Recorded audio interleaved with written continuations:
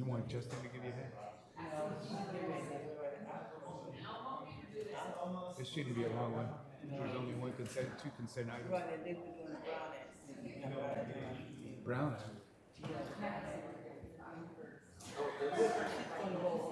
Okay. Oh, okay.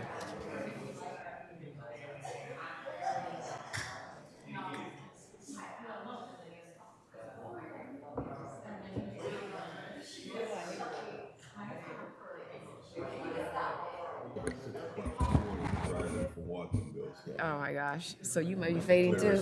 You not how you gonna be my backup? You should be my backup. We got problems there. We got problems. We have audio, so we'll at least go broadcast audio. Okay. Are we ready? Are we ready? Okay, you guys. Good evening. Buenas noches. Thank you, everyone. I'm calling this meeting of this regular meeting of the Board of Directors to order Wednesday, July 5th at 6:31 p.m. Madam Clerk, will you please call the roll? Director King Meredith, Here. Director Rentila, Here. Director Weiner, Here. and Alvarado, and President Sede. I am present. Let me correct myself. It is actually 6:30 on the nose. Point of order, Madam President. Yes, sir. Are we recording? Since I cannot answer that question, sir. Sir. If I can address, yeah, we have our video is not recording, but we do have audio. Audio is recording. Audio is recording. There's the answer to your question. Thank you so much. At this time, we will ask those who are able and willing and wanting to please stand for the Pledge of Allegiance, or you may observe a moment of silence, seated or standing. Vice President Alvarado will lead us through this. I pledge allegiance to the flag of the United States of America and to the republic for which it stands, one nation, under God, indivisible, with liberty and justice for all. As soon as possible. Thank you so much. With that, I'd also like to ask Vice President Alvarado to serve as parliamentarian for tonight's meeting. Sir, are you willing and prepared to handle those duties this evening? Yes, I am. Thank you. And with that, will you please issue the reminder for those listening and the audience, please, sir? As a reminder to members of the public in attendance, which we have none tonight, live anyway, the board has adopted rules governing the conduct of its public meetings. Public participation is welcome and encouraged. All public comment should be addressed to the board as a body, and we ask that you please respect the 3-minute time limit per speaker. All persons attending board meetings shall observe the rules, any additional rules the board may establish, and the orders of the president with respect to the conduct of the meeting. No person may disrupt or disturb the board meeting. Thank you very much. Thank you so much, sir. Now is the time for public comments for items not on the agenda. Madam Clerk, have we received any comments, public comments or requests to speak for tonight's meeting? We have not. If anyone wishes to speak on items not on the agenda, please approach the podium or raise your hand in Zoom. Seeing none, we have no public comments. Thank you so much. With that, I will ask Justin Level, our Director of Administrative Services, who is sitting in for our General Manager, to please lead us through the rest of the agenda. Sir, would you please? Thank you. The consent calendar consists of items 1 and 2 on the agenda. Madam Clerk, have we received any public comments or requests to speak on consent calendar items? We have not. If anyone wishes to speak on consent calendar items, please approach the podium or raise your hand in Zoom. Seeing none, we have no public comments. If there are no public comments, we recommend the board approve consent calendar items 1 and 2. Thank you, sir. Board, are there any comments, questions? Directors? With that, I would entertain a motion to approve. So moved. Thank you. Second? Thank you. The item's been properly moved by Director Alvarado, or Vice President Alvarado, and seconded by Director Weiner. Madam, will you please poll the board? Sure. On the motion by Vice President Alvarado and seconded by Director Weiner to approve consent calendars items 1 and 2, those in favor say aye. Aye. Aye. Say no. The motion passes. Thank you so much. The next item on the agenda is regular calendar item 3, reports from staff, general manager, general counsel, which includes a presentation on the Ralph M. Brown Act and California ethics law. Madam Clerk, have we received any public comments or requests to speak on this item? We have not. If anyone wishes to speak on item 3, please approach the podium or raise your hand in Zoom. Seeing none, we have no public comments. Before I turn it over to General Counsel Nicole Witt, I believe we had an item, Michael Savannah, were you prepared to give an update on the spill response? I'll turn Thank it over you. to Mr. Michael Savannah. Thank you so much.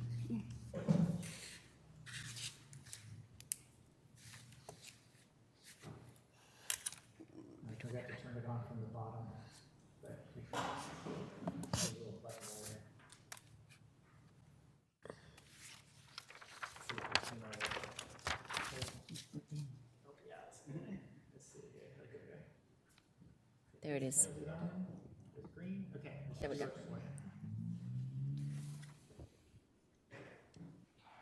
Good evening. Good evening. Michael Savannah, the Director of Infrastructure and Planning. I was just sitting here putting together some notes for this update, so bear with me. On the 17th of June, we had a sewage release that affected the San Pablo Creek in El Sobrante. Our crews were called out, and within about an hour or so, we stopped the spill by freeing the line of the grease and wipes that were clogging our line. Again, the cause of the spill was a blockage due to grease and disposable wipes, which are not actually disposable. When this happened, the sewage was diverted into an overflow line. On a lot of our lines, we have overflow lines to handle situations like this, as well as high I&I from heavy rainflow. When the backup went into our overflow, it revealed to us that that overflow line was actually in disrepair. We're still investigating the cause of the break in that line. Early indications are that the supporting soil under that line was likely washed away in the most recent heavy rain events that we had, causing our line. Most of our lines are in multiple pieces. When you look at clay lines, they have a bell and spigot, allowing the bell and spigot to come apart and release the sewage into a nearby storm drain, which took it right over to the creek. Because it didn't surface anywhere at a street level, it went unnoticed until it got into the creek and was then reported to the district. The overflow line was repaired on the 23rd. It took us several days to get out there just because of the location of it, the difficulty in blocking traffic on San Pablo Dam Road. Our crews got out there and were able to repair the line. While we were out there repairing it, we also inspected the entire line, and we found that the rest of the line was in very good condition. One of the other things that we did while we were in the area is we went to a bridge that's not far from there on Appian and San Pablo Dam Road. We have a number of lines that are exposed and hang from that bridge. We did a very relatively simple inspection of those lines, and we're planning to return to those lines and do a CCTV inspection of those in the very near future. So there will very likely be something coming to the board requesting some funds to do that. We are currently finalizing the what we're calling the Spill Emergency Response Sampling SOP, which will train not only our environmental staff, but also some other first responders like our CSO staff to do the initial sampling that we need to do so that we can sample that and get it off to the lab and get sampling results back relatively fast, sooner than we are currently able to if our environmental staff are not readily available. Again, this happened on a Saturday when most folks were not in the office.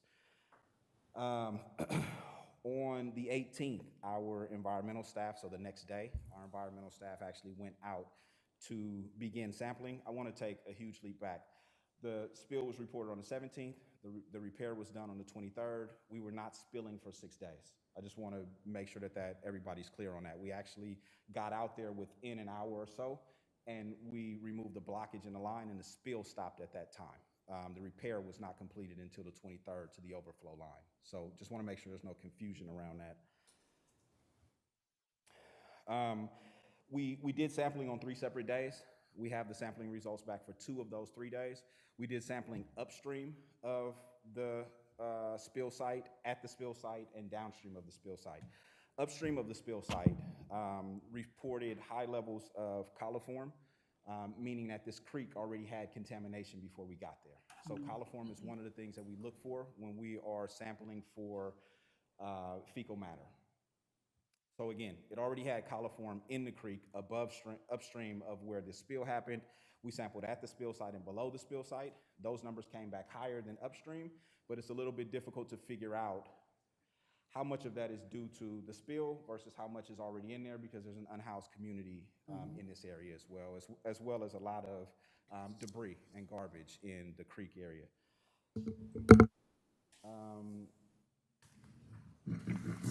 We noticed that the coliform levels have lowered significantly between the first day of sampling and the second day of sampling. The third day's results are still not in. We're waiting on those to come in. Our staff currently continues to walk the site and monitor the site, looking for other areas where there may be problems with our lines, as well as impacts to the environment. One of the things that we noticed upon arriving on the first day of sampling was that there was wildlife in the creek, which is one of the things that we look for in terms of impacts to the environment. So there were ducks in the creek. So that was a good sign. Besides a very noticeable odor the day of the spill and the day that we cleaned up, we haven't found any reportable or noticeable impacts to the community in this area.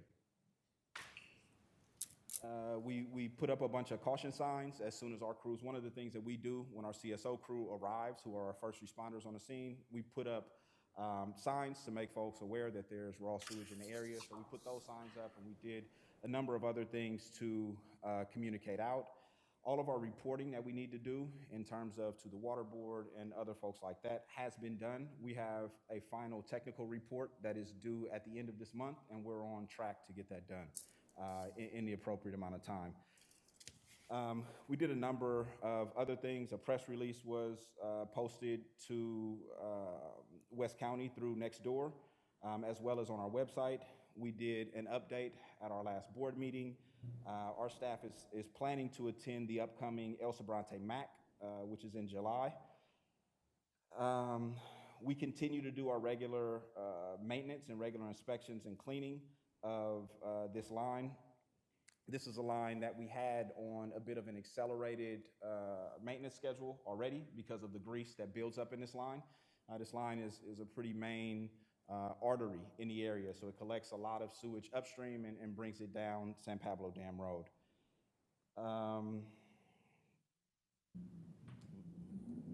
We have some level monitors in the area, so what we're currently looking at is how where we place those and how we utilize those. In this situation, the level monitor was not the tool that would have alerted us because this was released from below ground, but we are doing work to look at how we can improve protecting and monitoring our lines that are near a lot of these sensitive areas. I think that's it. I'm available for any questions that you all may have. Thank you, sir. Appreciate the thorough update. Do we have any public comments? Madam Clerk?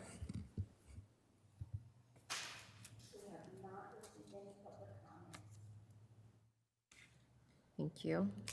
Appreciate that. All right, directors, do you have any comments? You can start with Director Antilo. Thank you. I have a couple of questions. One is that the last time we spoke, I think there were some outside agencies that were notified, and I was just wondering if you've gone back to the outside agencies and got their blessing to continue.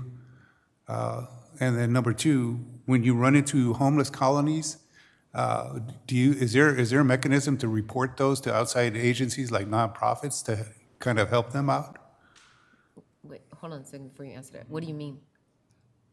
What do you mean? Well, he was- Report them. If we happen to stumble against, across the homeless colonies, because there's a lot of homeless people living in those I know, streets. but you said report them. What- No, I'm asking if there's a mechanism to report them to nonprofits and people that could possibly help them. To core. To CORE, yeah, that's all right, or, I mean, I guess you can answer it, but I'm not. So, two questions, right? Okay. One is, have we reached back out to the agencies that we are working with? We're continuing to work with all of the agencies that we need to work with in terms of the state and the local agencies. I'm not sure their blessing. You were asking about whether or not we received their blessing to Right. continue. I'm not sure what blessing. well, that's not the correct word, but Yeah, that's. I mean, we've been working very cooperatively with all of the agencies that we need to work with. And we have, again, one report that we still need to turn in, which is our technical report. And we'll report that out to the state at the end of this month. A number of other agencies have come out, looked at the site, and we've been in communication with them, like Fish and Game and a couple of others. But we haven't, again, we weren't looking for any specific blessing, but we definitely have been doing the work of working with the other agencies that we need to in the area. Second question about the homeless, we don't actually do any, or unhoused, we don't actually do anything in terms of reporting unhoused populations. We try to make sure that we're not doing anything to make their condition worse, but we don't do anything in terms of tracking them or reporting them to anyone else. I was just curious about that. Madam Chair? Director? Yes. anything other? Michael, my question was sort of piggyback on what Director Arthur was saying. You mentioned that it was unhoused nearby, and I was just wondering, for the unhoused that was near, the community that was nearby, and the contaminants of the, of around that area, what, just to have that spill there, how many, did you see about how many individuals and how close was that spill to that homeless population? I didn't personally see anyone. Okay, I didn't go there and do any sort of inspection of an unhoused community. When I went to the site, I didn't see any people there. What was reported to us was that someone who was an unhoused person actually reported this spill to the person who reported it to us. So that's sort of my extent of the understanding of what's going on there. If you go there, there's a lot of blankets and clothing and some mattresses and those sort of things. So it's, one could infer that people are living in this area, but I didn't personally see anyone. okay. All right, thank you. And where the community is seems to be under the bridge, which is probably, if I had to guesstimate, 60, 80 yards from where the storm drain The is. spill, okay. All right, thank you. Thank you. Director Weiner? My question is for the acting general manager. President Sudduth and I were both copied on an email from our Richmond council person, which I forwarded to the GM. Did you get a chance to see that email? I did not see that email, but I can follow up with General Manager Clow on that if you have Is there a question? questions. Yeah, what's the question? I have not No, seen no, that hold on. email. Yeah. No. That was the question. The question was, we responded, and I responded. Yeah, I was wondering if our PR department got back to her. No, we don't respond directly to, we provided her that it was posted, as Mr. Savannah said, it was posted on Nextdoor site, it was posted on our website, and I responded to her that we did contact Mr. Joya's office, the State Water Board, and because the email was sent, including community members, and I'll say this to all of the board directors, I don't get into conversations with community members on Nextdoor, that I deferred it to our to our communications department for a reason, that we needed to get all of the information first, and so that we're speaking in one voice, and that we're not having these kind of conversations where we may inadvertently misspeak or say something that may or may not be true. So as I said to the council member, before the press release was released, that we needed to, that thank you for asking the question, and we will get back to you with a response, because the question came on Wednesday. The press release was on Friday. I did advise her that we had addressed the issue immediately on the 17th. We spoke about it at our board meeting on the 21st. If the community member or she cared to either go directly to our website or to the meeting recording, they could get more information there. But the right thing to do is not to call the president of the board or the GM when there's an issue or spill, but to call the number to report the spill. And so what was happening is they were calling General Manager Andrew, and they were calling myself to tell us about that there's an issue here, there's an issue, and that is not the most expedient way to get a response. The most expedient way to get a response is to call the number for customer service. And so that is, I did have that conversation with our city council member. So to respond to you, yes, that is the response. And she and I had a conversation about it. So she understands that. And I was not going to send out links. I did tell her where the information was if they wanted to go there to get it, so that there's no miscommunication, there's no bad links being sent, but that it was posted on Nextdoor, it was posted on the front page of our website. So if anybody wanted to get it directly from West County Wastewater, it was there. It was my understanding, that board members are not to speak directly to staff, but go through the general manager. And B, we should not be commenting on those matters at all. And so it was my assumption that I would forward the inquiry directly to the general manager, who would then notify our public relations person, who would then formulate the appropriate response, and that would be done relatively quickly. There was a threat from the city council person to release a very unflattering article, along with her notification of her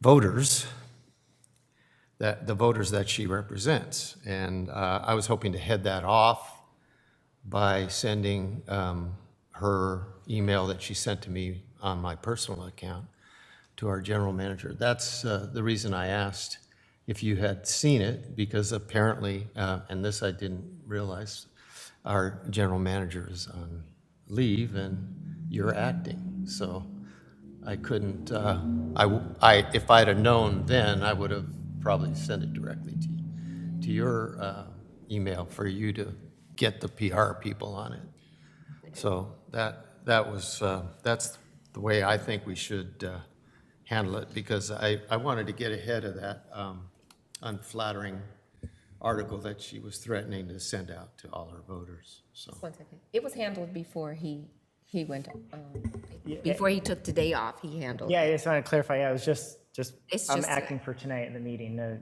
general manager is Oh, so still the working. general Yeah, so that's why I haven't been involved on the. No, the he email. handled okay, it. well, he didn't respond to me, so I had no idea. I told him that I handled it, and we did handle it. We did respond to her, and again, the threat was, it is what it was, and it was handled. Yes, sir.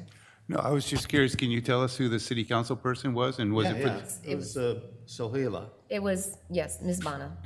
for a spill in El Sobrani? Pardon me? That spill was in El Sobrani? Yes. Yeah, but, you know, she sent it to she's informing her voters who also live in and around the creek. So some Richmond is in there. It's a no man's land. They call it the overage for a reason, and it's hard to say who lives where. I know right across the street from me is El Sobrante, and I have a little neighborhood, so, and I live in Richmond official, so. Again, I don't think you did anything incorrect in forwarding the information to the general manager and copying me. I believe you copied the general counsel in another email. I think what I would like to say is that keeping community members on emails that are coming internally, I don't like to see that. But I go back to letting the general manager and/or general counsel respond and being one voice in making sure that it goes out to the press release and that we are not responding because someone is saying, I'm going to release something. If they're going to release it, they're going to release it. This is not I'm not going to respond because somebody is threatening to do something. We need to be deliberate and we need to make sure that we're speaking in a voice that's been approved.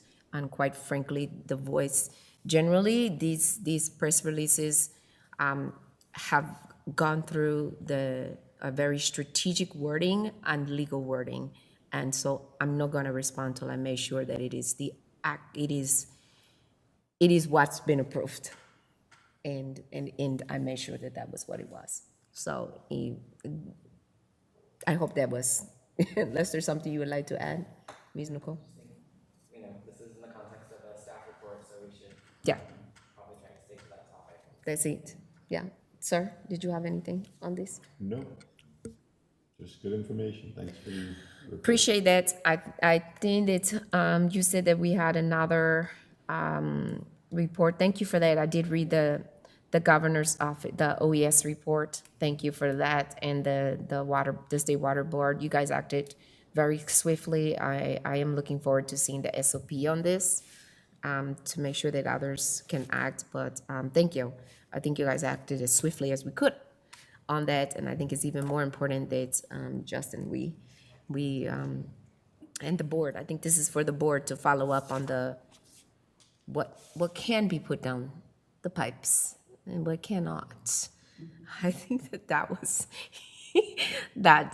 underscoring that even more this is a great time for a follow-up discussion on why it's important not to put certain things down the pipes. And I think that maybe we can do that.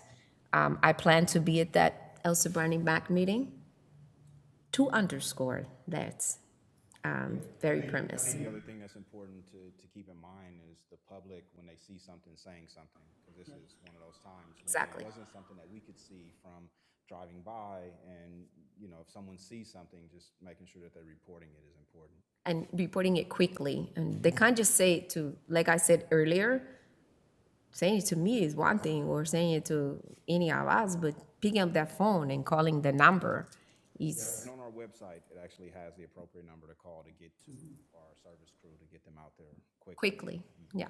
So I want to make sure we do that. So, yeah, and any of you are free to dial in. Of course, you will be a member of the public and you will be quiet on that call. But thank you, Michael. I appreciate the report. Very helpful. Thank you. Keep us posted if there's anything else. No problem. Thank you so much. And Mr. Lovell, back to you. And we also have our district clerk, Robin Johnson, has a reminder for the board about some reporting requirements that are due for our board members. I appreciate that. Yeah. So really quick,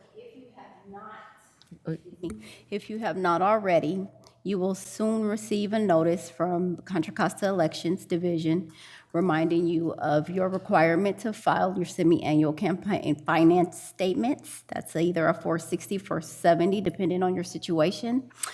And the statements are due by July 31st. Contra Costa County does require that you file electronically through NetFile. But if you guys have any questions or needing assistance, please contact me. I can't advise on filling out 460s and 470s, but I can lead you to instructions and contact with FPPC and help you in that regard. Thank you. All right? Thank you so much. And before we turn this over to Ms. Nicole, may I please ask everyone, just please turn off your mics so we can hear her, and then we can ask questions when we need to, so we don't give that feedback.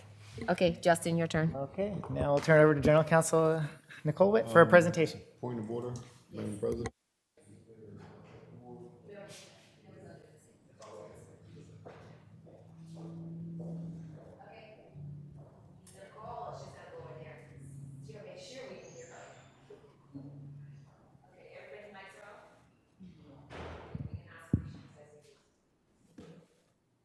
All right. Good evening. Can folks hear me all right? Yes. Okay, thank you.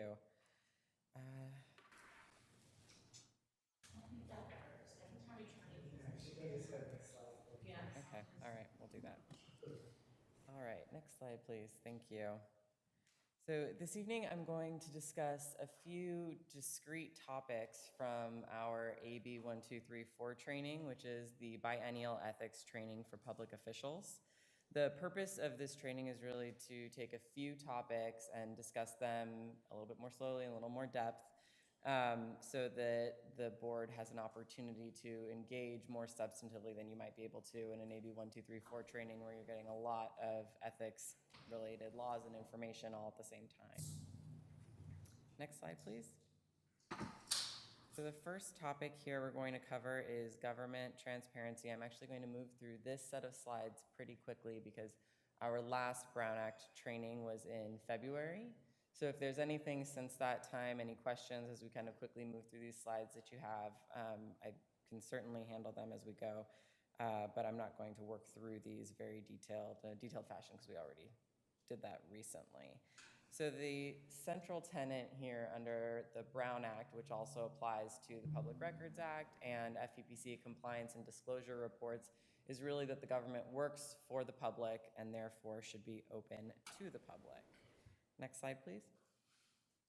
For the purposes of the Brown Act, this tenet comes up in the way of the requirements around the meetings of local legislative bodies, and it really requires that members of the public have the opportunity to engage with the public's business by getting notice of what's going to be discussed through the form of a notice specifying the time and place of the meeting and the published agenda, as well as the opportunity to comment through the meeting. So that is why during our meetings we have call for public comment and make that request throughout the meeting, and also why we publish an agenda and meet other notice requirements of the Brown Act. Next slide, please. As you all know, during the COVID-19 pandemic, Governor Newsom issued 3 executive orders that modify the teleconferencing rules that apply under under the Brown Act, and this was later codified and replaced by AB 361. Next slide.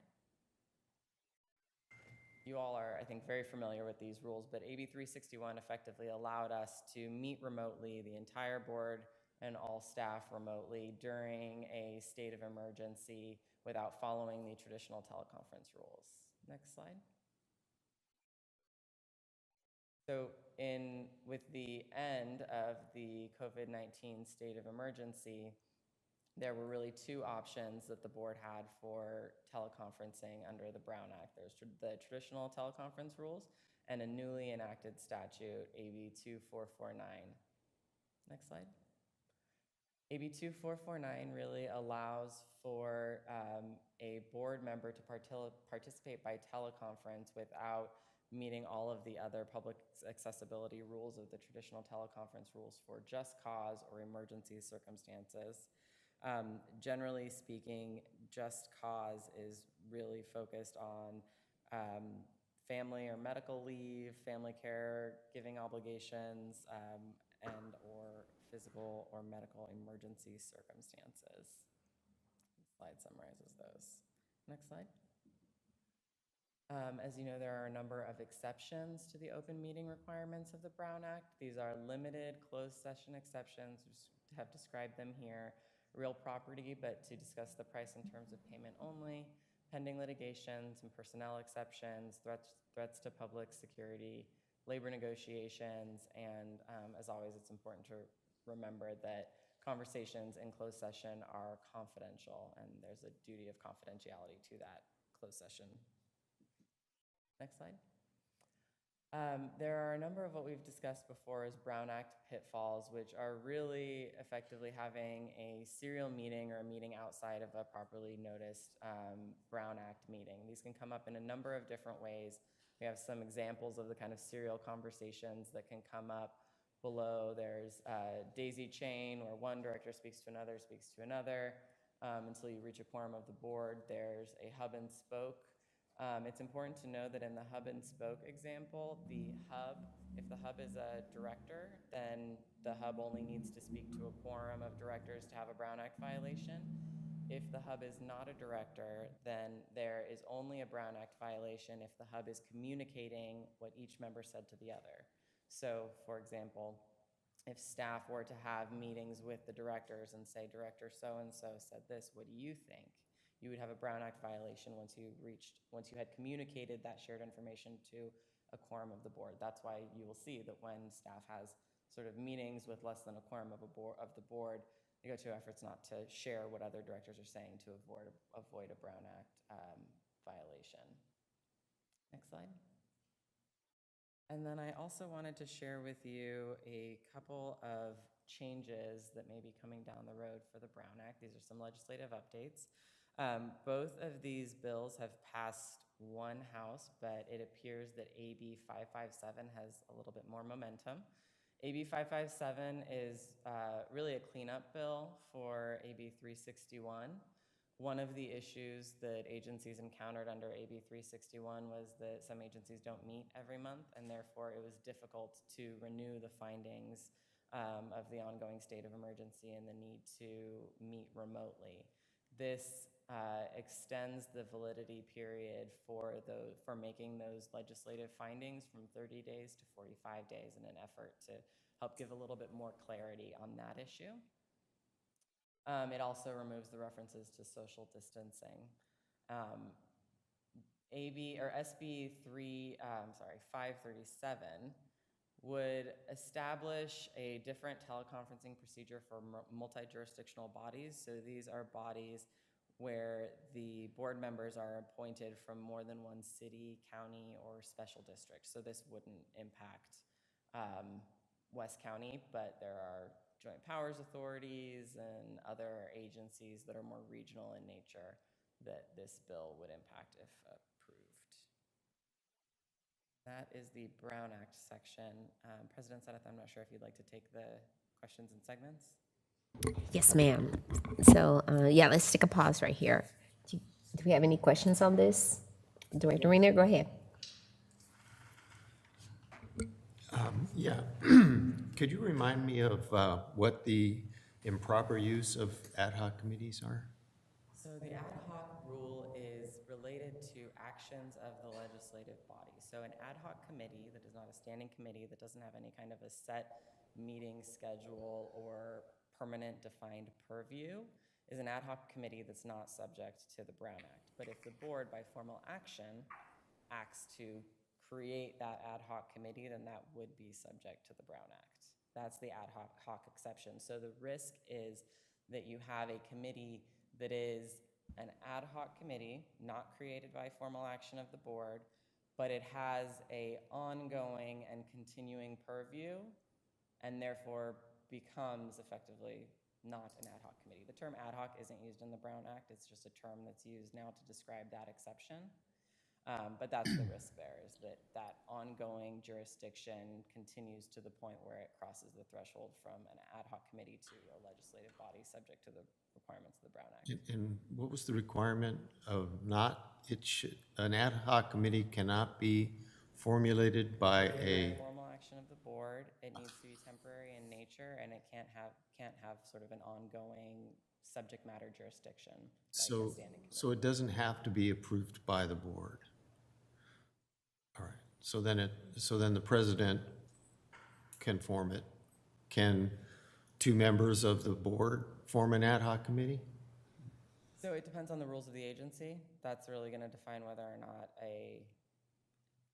what entity could create an ad hoc committee. But two members of the board, in this case of a 5-member board, getting together and discussing something, assuming they aren't on a standing committee or some other committee and discussing that subject matter jurisdiction, wouldn't be subject to the Brown Act, whether it's called a ad hoc or anything else. It just would be a discussion.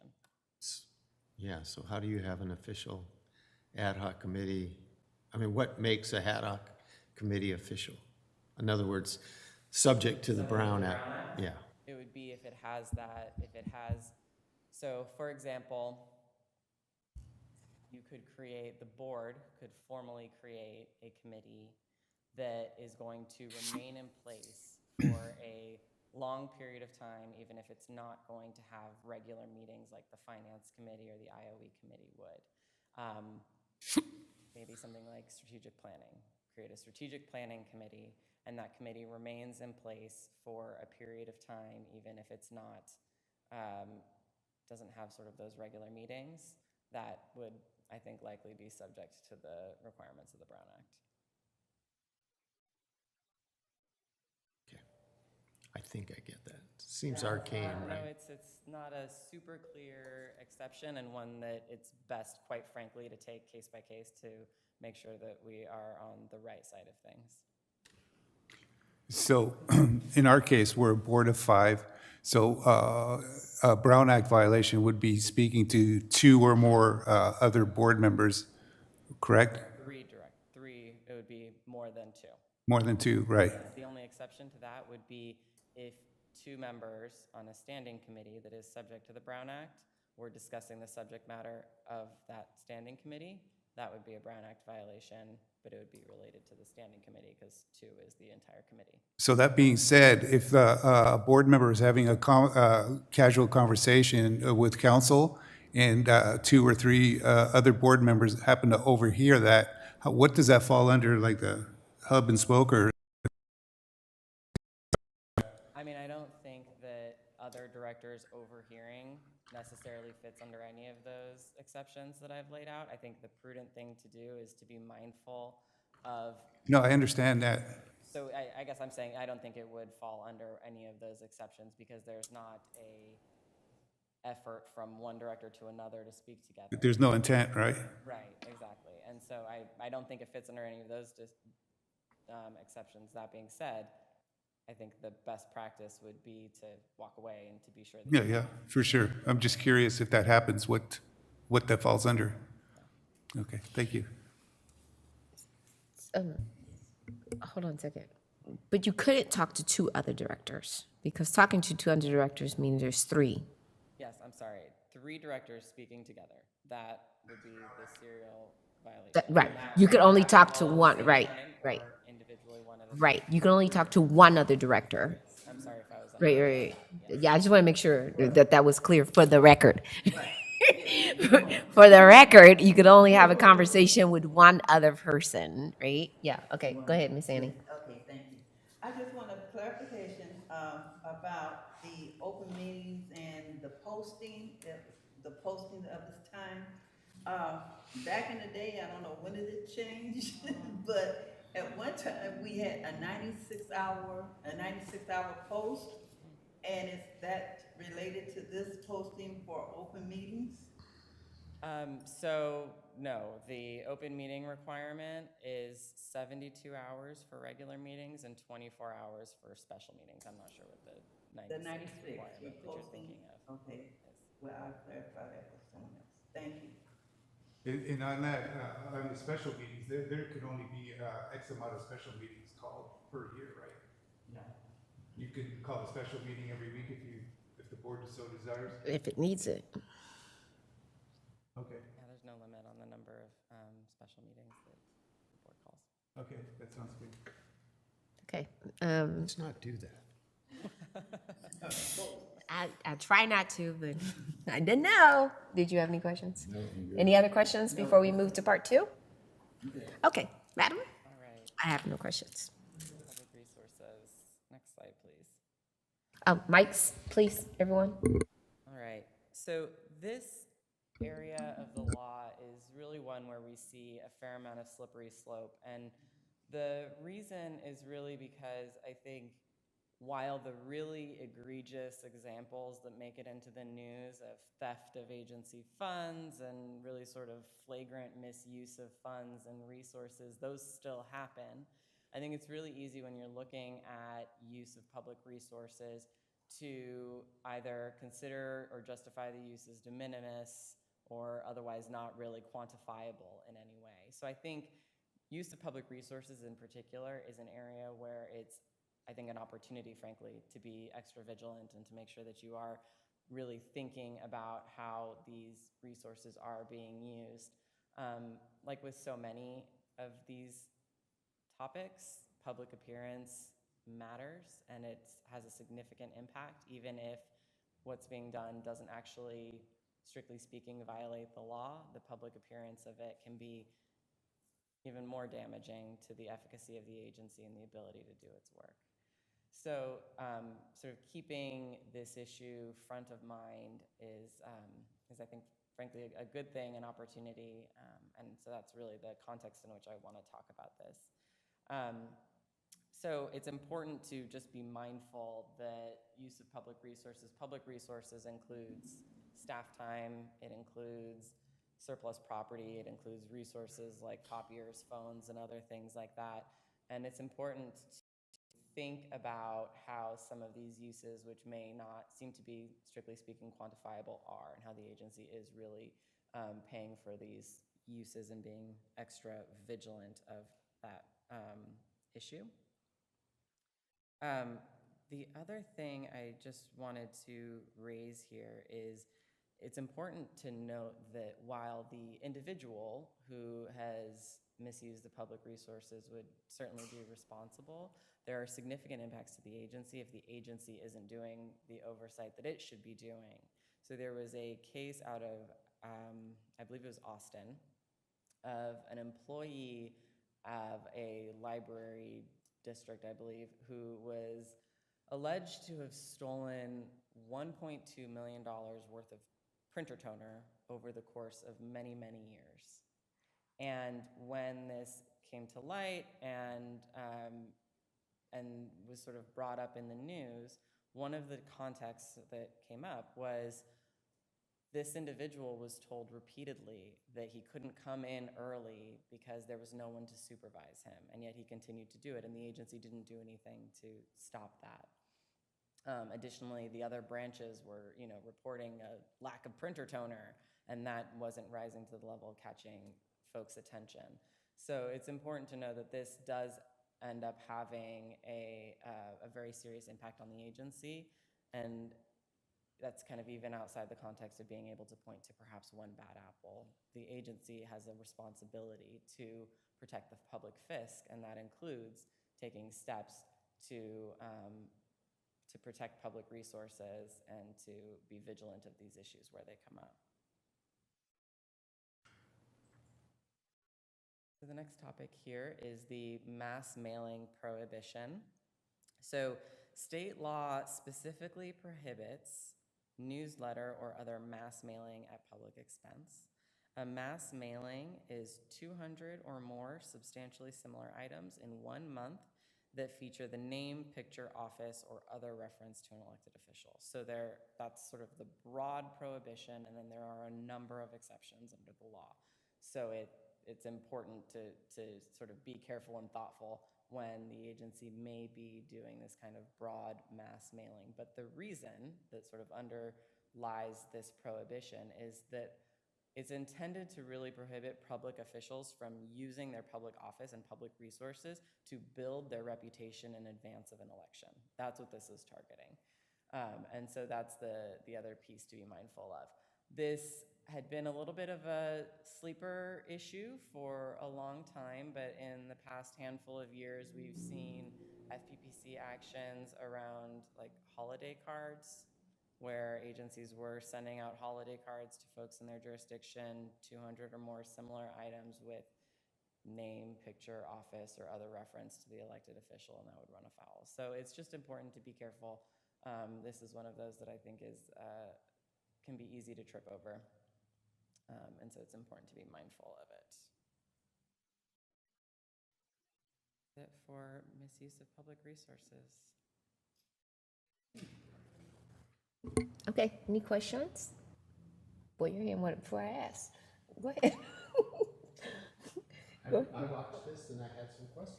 Go ahead, no problem. Your speaker. During the course of our board work, we have pictures taken at district events, our portraits are taken, or group photos used in district PR, including our images. Would using such photos in campaign literature be considered misuse of public funds? So I will say that that's, like all things, something I would like to get back to you on, because I think we need to be careful and tread softly in the land of ethics laws. So I'd like to look into it and get back to you, but my initial gut reaction is that that would be problematic, because the agency paid for the photos, and therefore use of them for personal or campaign purposes. My initial reaction is to say that that is likely a misuse of public resources, but that's something that I would want to look into and confirm. Yeah, can you check about, images that are published in our online newsletter? Does that constitute using those? It's easy to copy them. And, yeah, so, Let me get back on that Yeah, one. Let me look into it further and I can get back thanks. to you. okay. All right, anyone else? So, yes, if Go I ahead. may, just for clarification, and mine is about the photo also. So if I was to say that I was sending out Christmas cards, and I'll send out the Christmas cards under my own, under my own expense, and as I was signing off, I would say, this is your District 2,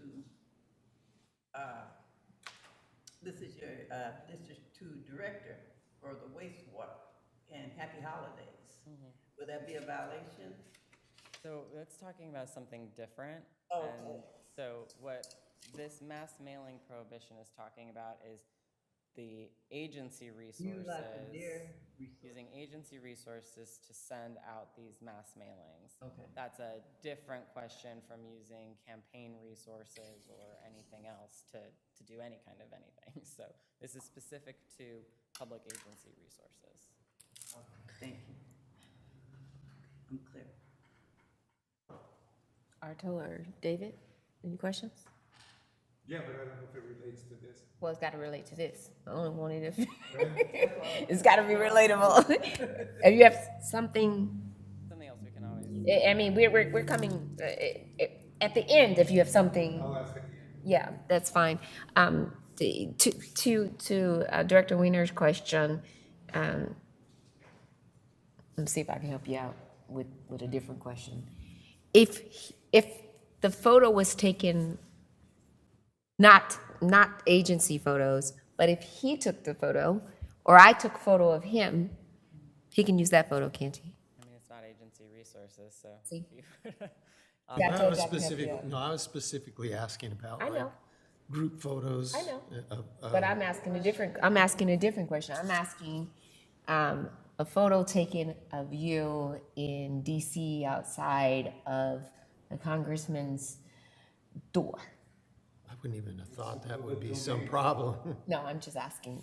You understand? Or a Yeah. group photo taken outside the Yeah. congressman's door, By which is a somebody different. other than the district. Exactly. I think, Director Wiener, so, when I started that slide, I was talking about how there is this slippery slope, this gray space. Yeah, It's and that's what she's it's talking not about. A very clear line. And one of the areas in which that line is a little difficult to pin down is this concept of, well, what's the value? Yeah. And so that's the piece that I think is worth looking Yeah. into a little bit more to confirm. But I think, that's Yeah. what I would say. And that's why I was trying to draw the line. The difference is that we took the picture versus the agency paid for the photographer to take the picture. So, okay, part 3. Thank you. Microphones. partisan campaigning. So this next topic is campaign and political activities. The general principle here is that no public funds may be used for partisan campaigning or partisan activities. The exception, or not exception, but the kind of corollary is that the agency may distribute informational materials that are factual, balanced, and do not advocate if they are neutral in time, tone, and tenor. And so those exceptions are kind of the two sort of pillars of this issue. On the one hand, you can't use any public funds for campaigning, but the agency still has the ability to spend money to evaluate the impact of a ballot measure and to make the public aware of what those impacts are, so long as what it's doing is not advocacy, does not cross the line. This is another area that can be difficult to really clearly draw a line, but there are a few examples that are clear. So, as I said, the agency could distribute these educational materials that are factual and balanced, so long as they meet and comply with the time, tone, and tenor test. If the board were to adopt a resolution taking a position on a measure, then board members could report the action of the board and the position of the board on that.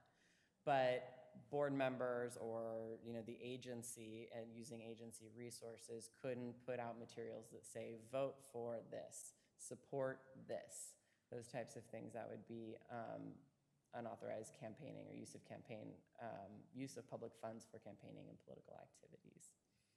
It's also important to note that the directors and the agency can lobby state officials, but it cannot encourage members of the public to go lobby state officials. The distinction here is that directors have what this is trying to get at is the fact that directors have almost a disproportionate influence on voters in their jurisdiction. And so using that for any political or campaign purpose would be improper. But the agency could certainly go and lobby a state legislator, and that would be fine. They're not subject to the same influence that members of the public may be. And that's what this is trying to get at. So here's some other examples here in terms of some cans and can'ts. This is an area that the FPPC has been very active in of late. If you are regularly getting FPPC updates, which I hope you're not because it's not a lot of fun. If you're regularly watching FPPC updates, you are seeing the action that they're taking related to campaign activities. Usually you'll see a round of this after every election. And it's this FPPC AdWatch tool that is being particularly effective because folks have the opportunity to go and report any campaign ads or other materials that they think violate the prohibition on using public funds for partisan campaigning or partisan activities. All right, next slide. So our last substantive slide here is on compensation and reimbursement. So the district's enabling legislation provides the process by which directors may be compensated, and the other component of this is expense reimbursement. So prior to the City of Bell scandal, many public agencies had adopted reimbursement policies, but it is now required under AB 1234 if an agency is going to be providing reimbursement to its directors. And what's important to note here is that directors may be reimbursed for actual and necessary expenses incurred in the performance of official duties. It's really important to make sure that you're following the agency's policies, using expense forms, submitting receipts, taking these steps to the policy and to align with the law. This is the last piece of our topic here. And so if there are any questions before our last closeout? Yes, can you go back one slide? So a couple questions here. So often at conferences or when I am speaking to legislative bodies, especially like some of our, I don't want to call them out by name, but some of our legislative entities that we work with, they ask us to take positions on some bills. So what's a good way to do it so that we don't get in trouble when I come to these meetings? Because I come and I'm like rattling off the whole list. So what's the best way to do that so that, because they don't let me have Clorox wipes in the women's prison.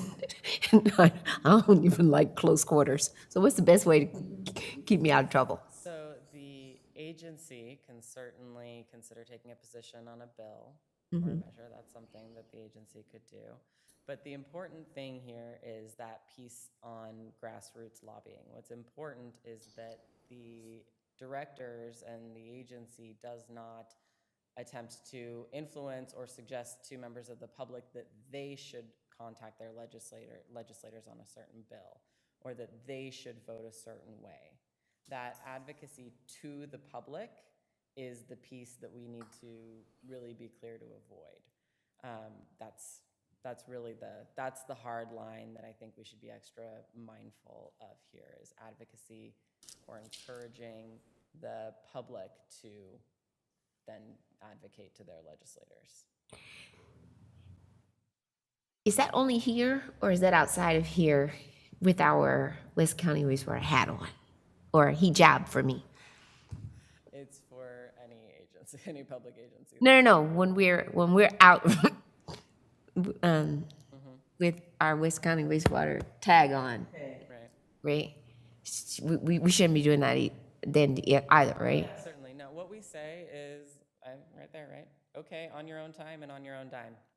If you want to do advocacy in any kind of a personal capacity, that's fine. I'm sorry if I'm misunderstanding. No, yes, because That's the distinction. because I think I may have violated this rule right here about the grassroots lobbying. I'm telling people to go call your legislators. I'm asking that when I'm not here on this dais and I'm somewhere speaking in public, because I sit on a couple of political education committees as the chair, right? And I'm running down the bills, the same as I'm doing here. And they know that I'm the president of this board, right? Does that affect, am I affected by this here in that capacity? Is what I'm saying. Because I hear what you're saying, that you have a certain amount of influence over the general public. So does that influence carry over in that capacity? If people are taking, especially on environmental issues? So we can certainly follow up, but my initial reaction is that the distinction is, are we using public resources for that? If you are simply identified as a West County Wastewater Director, then that's a title that you hold. That's not a public resource that is being used for campaign purposes. It shouldn't be done in any way that suggests that the agency is supporting a position. Okay, good. Or that the board has taken a certain position if it hasn't taken that position. Okay. But otherwise, you have a title, and it's for identification purposes only. And that's how I would frame it. And so long as that's not using public resources, then I think you would likely be on the right side of that. But I can look into that further to confirm. That would be great. Usually I say I'm speaking for Cheryl and nothing can be held against me. That's important. Yeah. So I usually say that first. Director Weiner? Yeah, to just clarify, if I was to do the same thing, and then ask to be given a public service day for that meeting, would that cross over the line back Oh, you mean to be reimbursed for attendance at that meeting? So, Then you are speaking for these. in that context, so I guess I'd have to think about it because I think many of the events that you all attend and you're attending in your official capacity, that's the context in which you're representing yourself. And so it would be important minimally to be very careful in that space.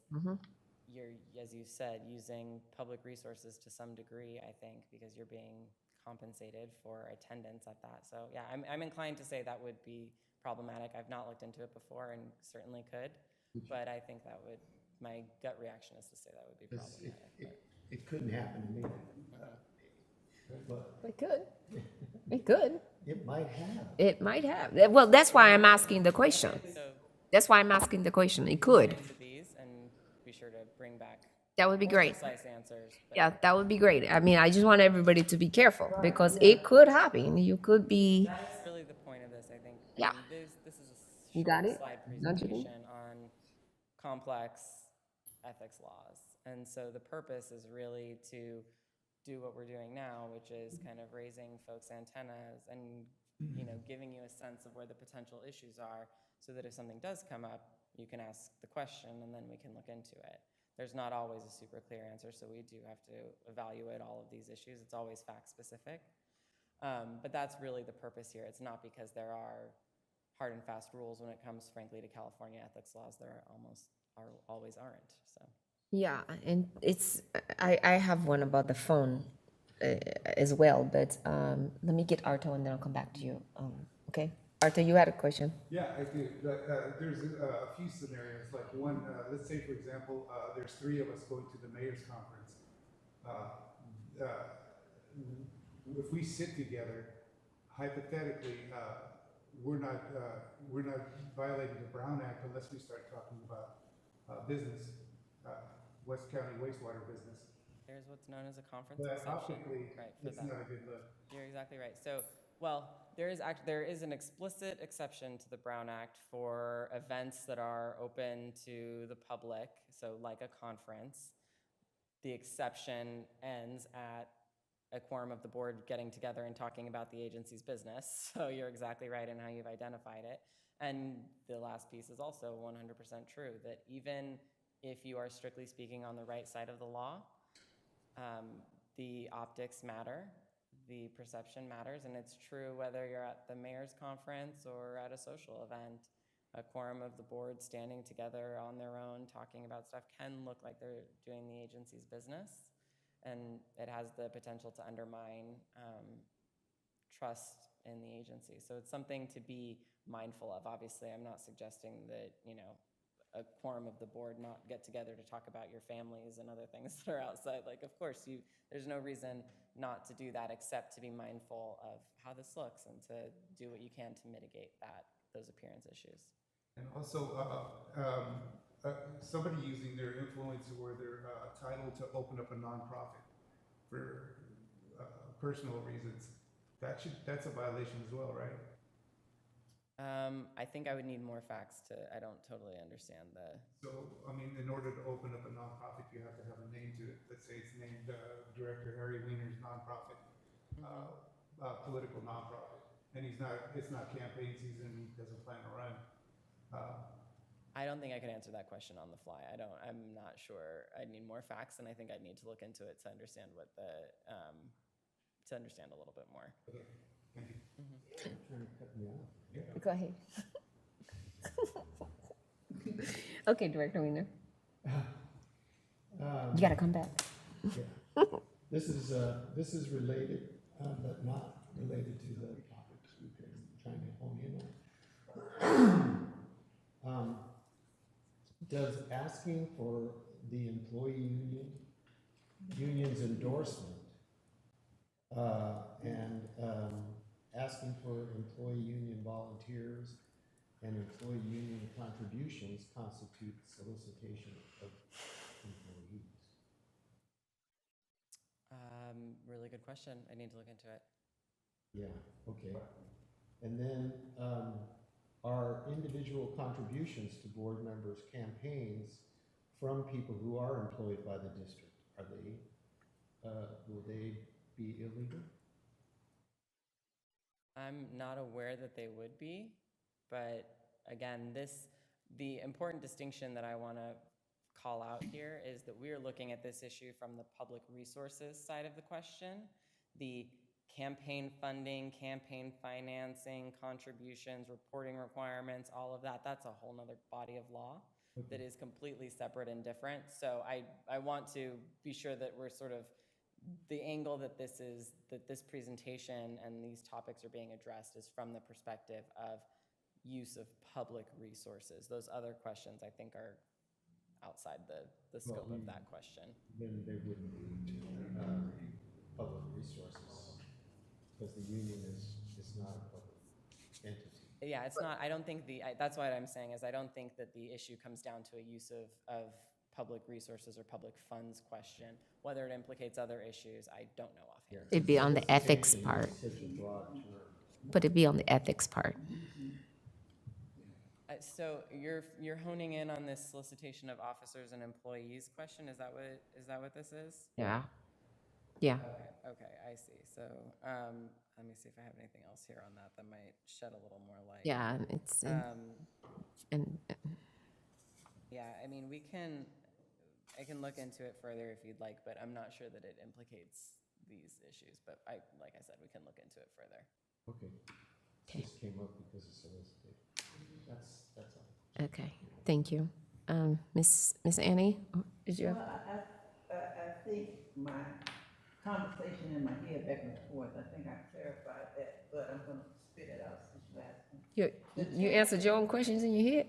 Yeah, I'm just you know, we'll go back and forth. But, you know, when you do texting, group texting, and, you texting to each other directors. Where that falls, and especially using your given equipment and tools from your agency. So absolutely something to be aware of. Texts, email, all of that can be a serial meeting under the Brown Act. There is, in fact, the other thing to just be mindful of is that if you are texting about agency business, even on your personal phones, that is very likely a public record that would be subject to disclosure under the Public Records Act. A piece that we haven't touched on today, but another thing to remember, there's kind of I don't know if you would call it seminal, but a very significant case from 2015 related to text messages. So that's the other thing to be mindful of. But yes, if directors, it's about having a discussion in the many ways in which you can have a discussion. So where you have an email, it's very easy to reply all and not necessarily catch that you are in fact replying all to a quorum of the board. It's very important to be careful with email. Text messages, I think it's a little more clear who you're responding to, but maybe not always. When I'm on some group text, the little contact signs are pretty small. Sometimes it's hard to know. So it's important to be extra cautious because you could certainly violate have a Brown Act violation and a serial meeting through those types of communications. One more question about email. Go ahead. Go ahead. I heard along the grapevine that if I wanted to communicate, one-way communication with all my fellow board members, here's a great article. That if I blind copy everybody so that no reply all could happen, that would be sufficient to avoid a Brown Act violation? So one-way pushes of information, I think, are generally okay. The BCC rule, for lack of a better term, is to really help prevent any reply all where you might start a conversation. But otherwise, I think that would very likely be a one-way push of information that would probably be okay under the Brown Act. the problem with that is that if each person decides to respond back to you, Yeah. then you have a Brown Act violation. That's exactly why it's important to be very careful, because these, the informal, it's easy to have these individual conversations that rise to a serial meeting without any intent or even too much effort. So it's easy to get there, and it's important to just have a few rules of the road in your mind to help kind of cabin in and limit that risk. So I just wanted to point out, on the public records request, that basically works on the honor system. And then the people that are being requested that information gives it to the clerk, and the clerk decides on whatever information was given, right? No. No. I mean, each agency has a different process for how they handle Public Records Act requests and who's in charge of it and how that whole process works. But there's not No honor an system. individual who's deciding what they might want to disclose or not. There's statutory requirements of what's disclosable and what needs to be disclosed. But at the end of the day, it's on the honor system. I know the city of Richmond, I've done it a million times, and they give you what they want to give you. Basically, there's nobody to go through their information, and it goes to the attorney, and the attorney looks at what's pertinent and not, and then decides on what to send the requestee. I mean, honestly, the way that I've seen it is really by agencies running a search, doing a search through their records, like an electronic search that pulls all of the records that are relevant, and then those are the ones that are then reviewed to see if there's any exceptions to disclosure requirements. That's the context in which I'm thinking. But the city of Richmond, they're not given laptops and cell phones. They use their own. Okay, I'm not sure. I can't opine on what the city of Richmond is doing. But I just want to be clear that, certainly at West County, there's statutory requirements, and that's how this process is followed. And if we weren't to do that for some reason, it would certainly be subject to challenge. But I'm saying the personal. In terms of personal devices, each agency handles that differently as well. And it's a challenging area. Right. I'm sorry if I misunderstood you. Talking about personal devices and personal accounts. It's a challenging area because of the difficulty of making sure that you've captured everything. Yep. Thank you. And before we move on, so the phone, and I think that I think it's in relation to phone and email and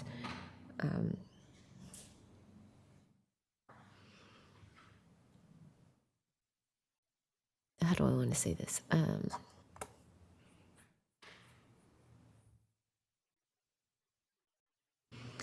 It's receiving the information or making sure that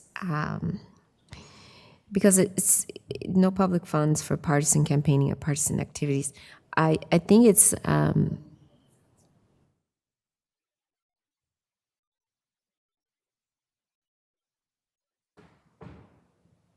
mind. I think I understand. Yeah, I think I read it with the second to the last bullet, so now I understand. I was trying to understand how, because we can still use our name and title because it's nonpartisan. So if it's neutral, we can still use the name and title when we're sending emails and using our phone to respond to.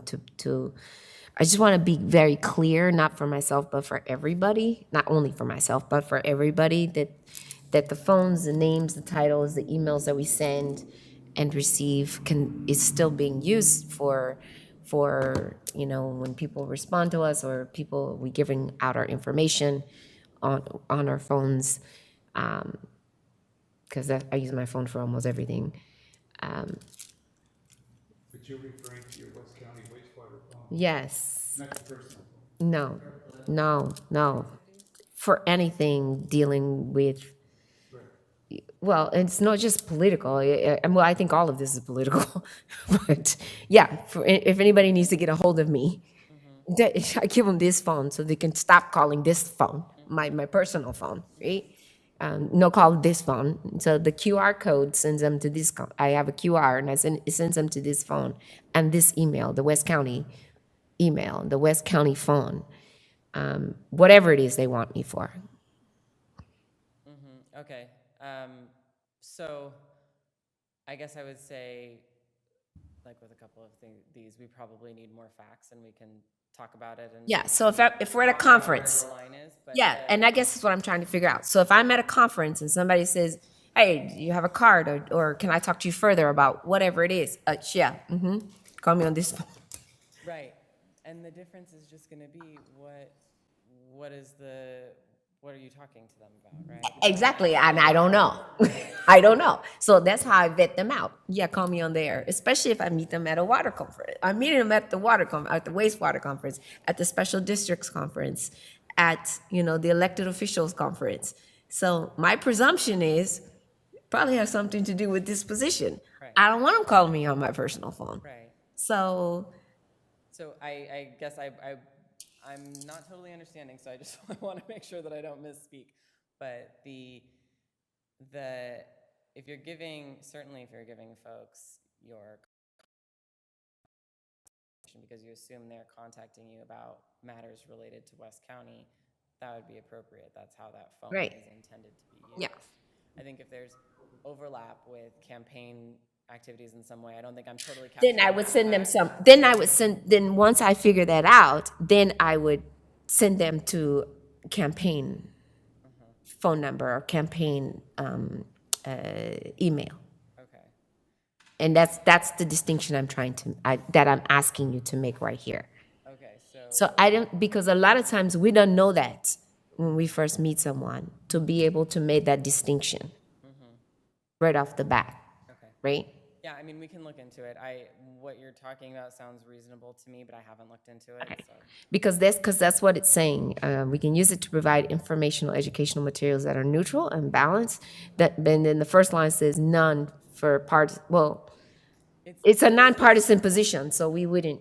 It's nonpartisan. That's what I'm trying to make sure. Different concepts, I think, that I want to pull out a little bit. So this is about the agency or using agency resources to advocate for a ballot measure or for a campaign. That's what I wanted you to say. Phone banking. Yes. From your agency phone, that's problematic. That's what I wanted you to say. That's what this is really trying to get at. And the informational, educational materials that are neutral, balanced, and time, tone, and tenor, that's really getting at the agency's ability to educate the public about the impact of some of these measures in a way that is not advocacy. And that's a line that's going to be fact specific. I think how we're handling the agency resources and communications from folks, I mean, we can look, like I said, we can look into that a little bit more, but I think that this slide is, well, I know that this slide is getting at something slightly different, and I don't want to confuse the two. No. You said what I wanted you to say. It was number one about no. I think that was a perfect example. No phone banking from the agency phone. I think that was the example I was looking for. That was it. I'm good. I wouldn't do it anyway, but I think that's good. I'm clear. Everybody else? The only way in which that would violate these rules, just to be clear, but that's kind of an egregious example, right? If you were to use. My night is clear. I'm good. Anybody else need any examples of what not to do? Because this is all I needed. I'm not gonna phone bank anyway, but I think it's good. Okay, we good on this one? One more slide if I can wrap it up if there's no more. Okay, the next section, key lessons, right? All right, yes. There we go. We've talked about this in a number of different ways, so I think all of these topics we've already covered, but it's really important to be mindful of appearances, the political climate. We talked about time, tone, and tenor. That test is really based on how close you are to the election, as well as the nature of the materials that you're putting out. So you could have something that is that passes the time, tone, and tenor test because it's 6 months before the election, but 14 days before the election wouldn't pass the test.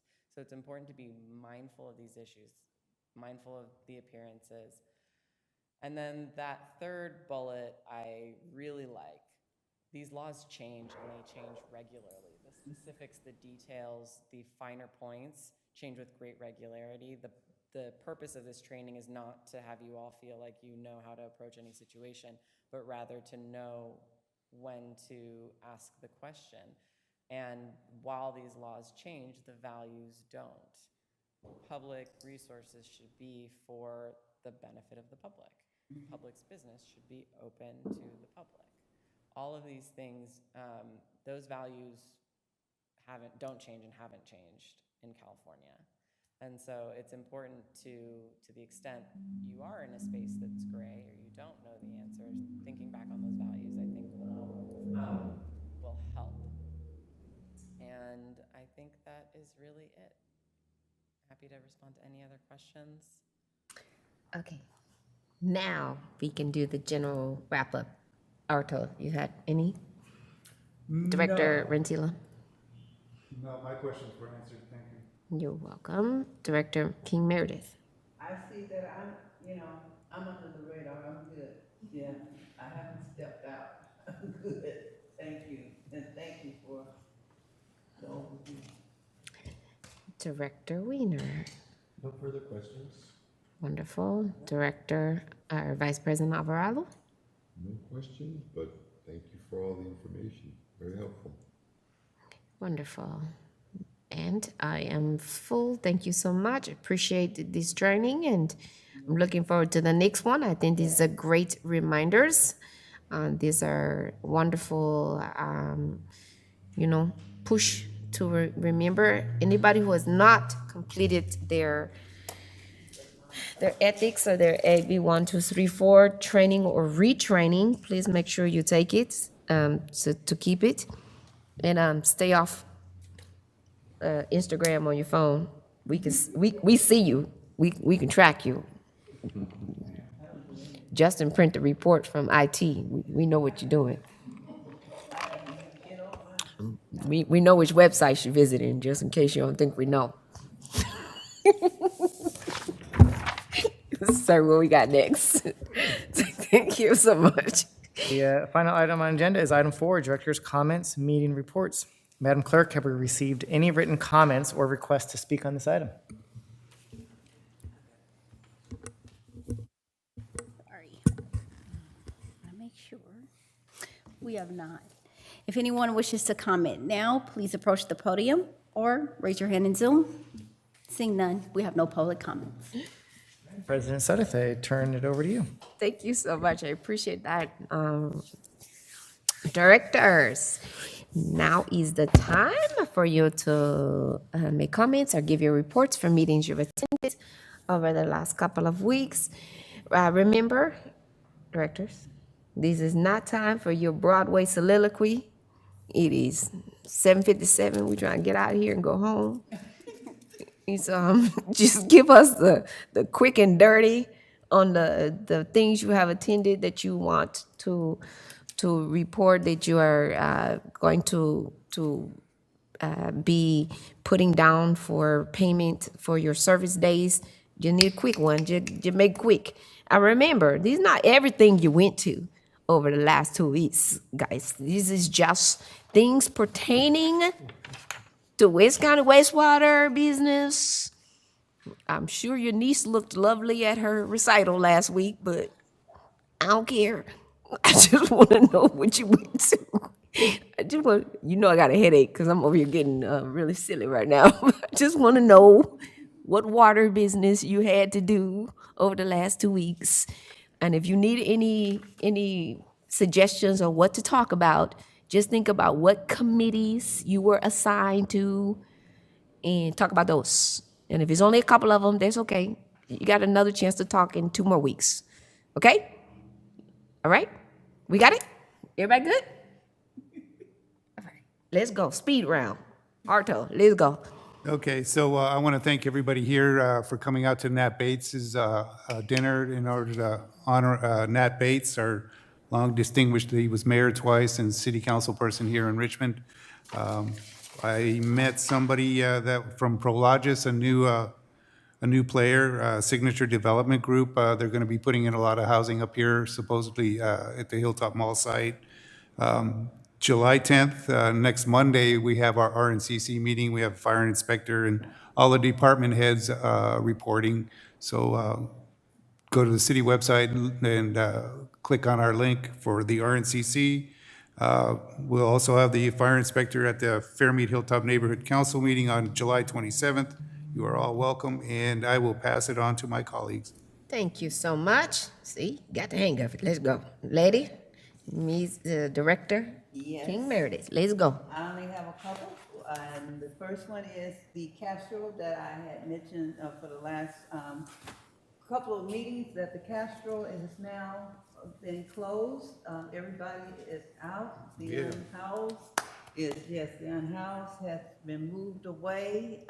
Services are being attended to them, and the gates is going up, the barriers is going up, and it is now closed after 18 months of having RVs there for the unhoused on the Castro stakeholders meeting. The other is the Hacienda. I had an opportunity to attend the dedication for the Hacienda Heights. It is part of CHGC Housing Development and Mercy Housing. This facility has been in the works for a few years. It is now home for affordable housing, communities for low income, and it is housed with 150 new affordable housing apartments there. The dedication took place on the 29th. And that's all I have to say right now, and the MAC meeting will not be until next Tuesday, due to the 4th of July. I'm done, thank you. Thank you, Director Weiner. I'd like to begin with trying to place something on the agenda. I would like to place on the next agenda, or as soon after that as possible, a discussion and vote on lifting my censure. You want this on, you want to vote on this in August? As soon as you can get it started.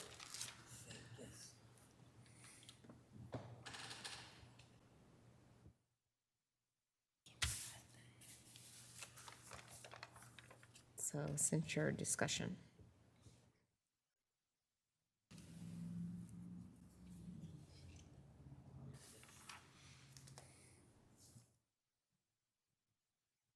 Are you making a motion?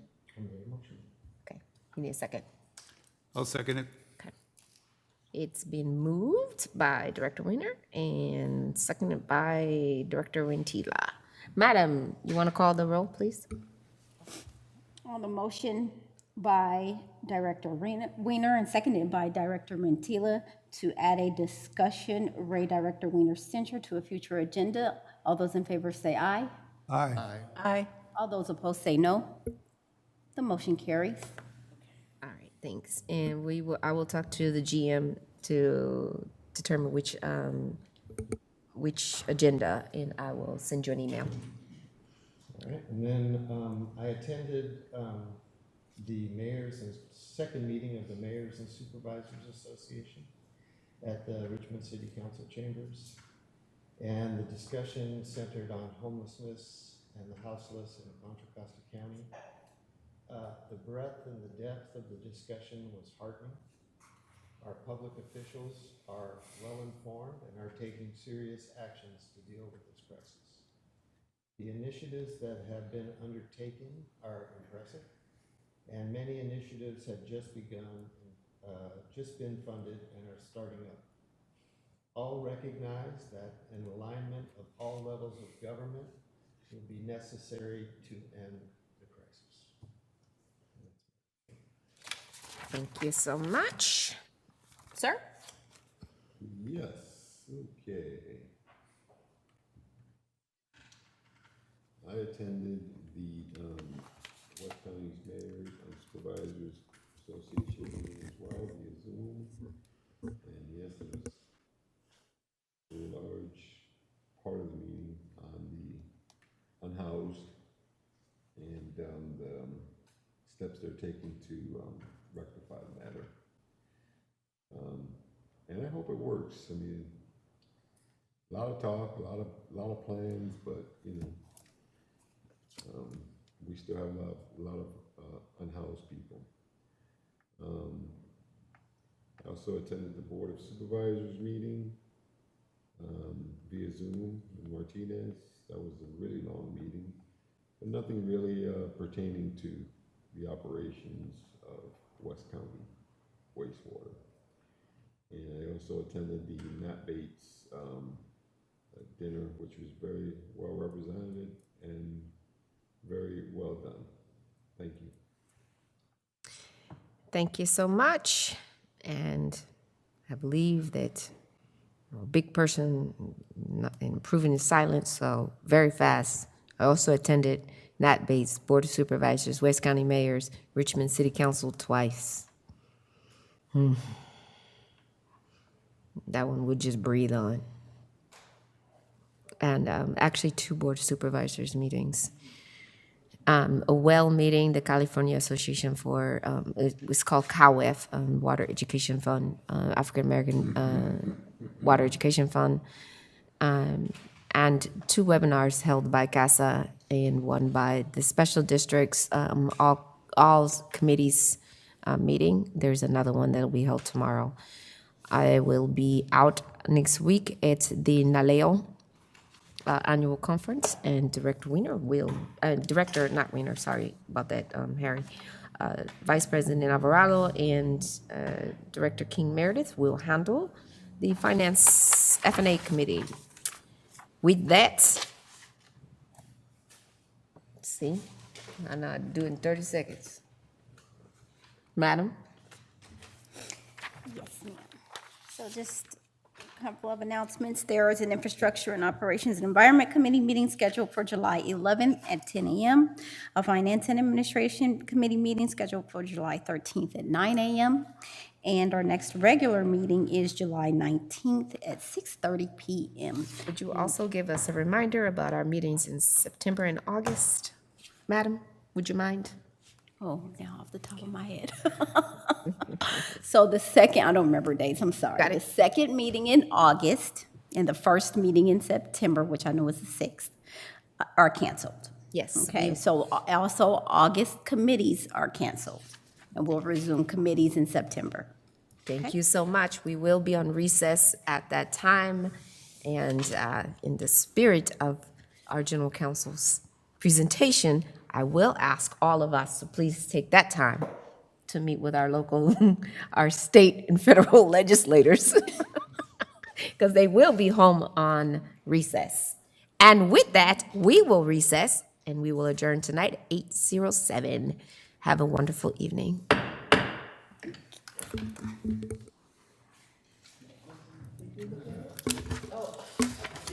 Microphones off, please.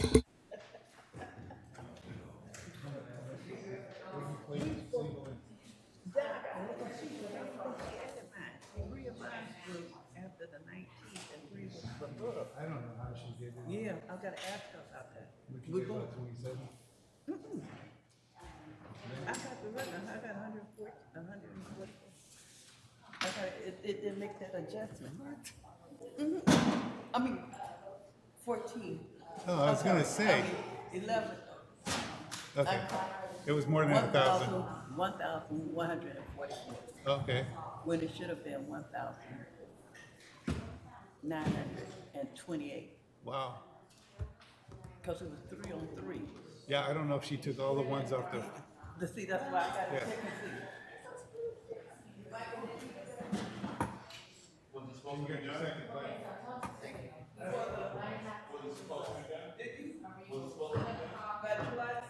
You have to get to the bottom of this. So Harriet, she wrote it on the Yeah, she wrote to me and Cheryl, and she said she also included this article that claimed that the district isn't doing their maintenance, isn't maintaining their lines, and that's why it happened. And she was going to forward that to all her constituents. Well, yeah, you say that, it's like a press release painting us in a bad light with bullshit information. Yeah. Well, and so my idea was, get the PR people on that right away. She's the queen of bullshit information. Well, I mean, Trust me. Do I care? I don't The only know thing I care if you about, did. yeah, I don't care what she does. The only thing I care about is that she paints our district in a bad light, and I'd like to get to the bottom of that quick. Yeah, I appreciate that, by the way. If nobody else does.